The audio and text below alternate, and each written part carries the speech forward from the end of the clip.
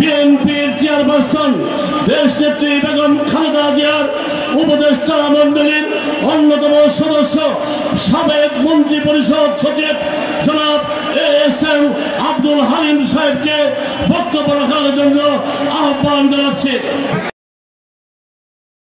তিনি সত্যকেই শুধু ভালোবাসতেন, সত্যের জন্যই তিনি জীবন দিয়েছেন।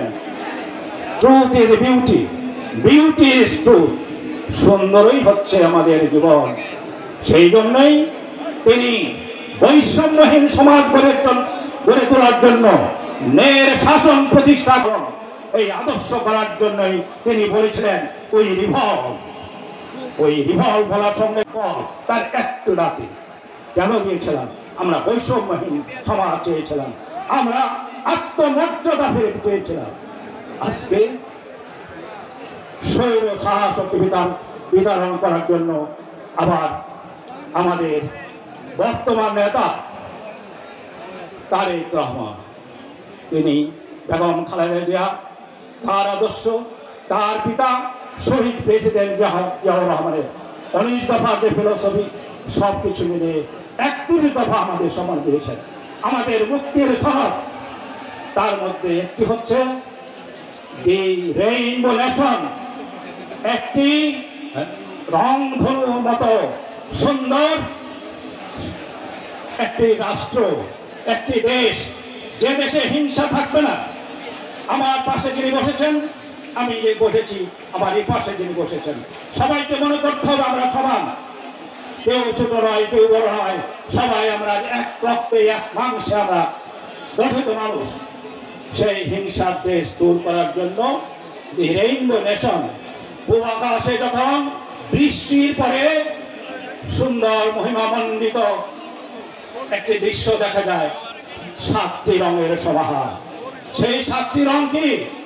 কালো ধলো, ছোট বড় সব দল, এই দেশে যতগুলি দল আছে, গাঢ় হাজং, সমস্ত সবাই মিলে এই দেশে সুখী সমৃদ্ধশালী রাষ্ট্র হিসেবে আমরা গড়ে তুলব।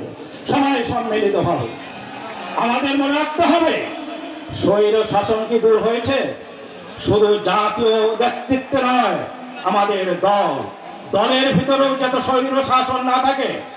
আজকে যে সম্মেলন করতে যাচ্ছি, সুন্দরভাবে আমাদের মামুন ভাই, আমাদের স্বামী ভাইয়ের নেতৃত্বে সুন্দর একটা পরিবেশ গঠন হয়েছে, বিশাল গঠন হয়েছে।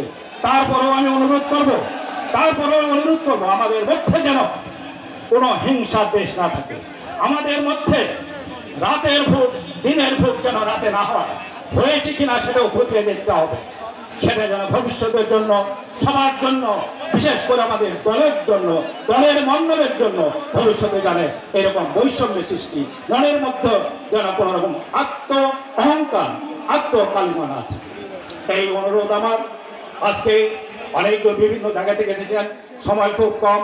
আমার ইসলামপুর সেই সারিয়া গান্ধী থেকে, চোয়ারগোয়ালিয়া থেকে, বিভিন্ন জায়গায় ভোরবেলা সবাই এখানে সময় কষ্ট করছেন, সবাই আপনারা কষ্ট করেন, সবাইকে আমি ধন্যবাদ দিচ্ছি।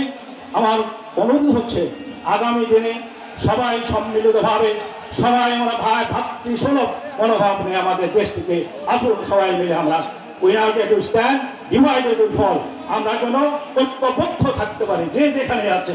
এই আমার অনুরোধ। সবাইকে ধন্যবাদ। আসসালামু আলাইকুম। তিনি সত্যকেই শুধু ভালোবাসতেন, সত্যের জন্যই তিনি জীবন দিয়েছেন। Truth is beauty, beauty is truth. সুন্দরই হচ্ছে আমাদের জীবন।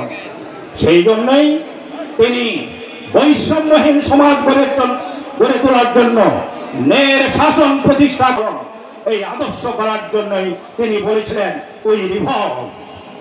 ওই রিভলভ বলার সঙ্গে কল তার একটু রাতে কেন দিয়েছিলাম? আমরা বৈষম্যহীন সমাজ চেয়েছিলাম, আমরা আত্মমর্যাদা ফিরে পেয়েছিলাম। আজকে স্বৈর শাসক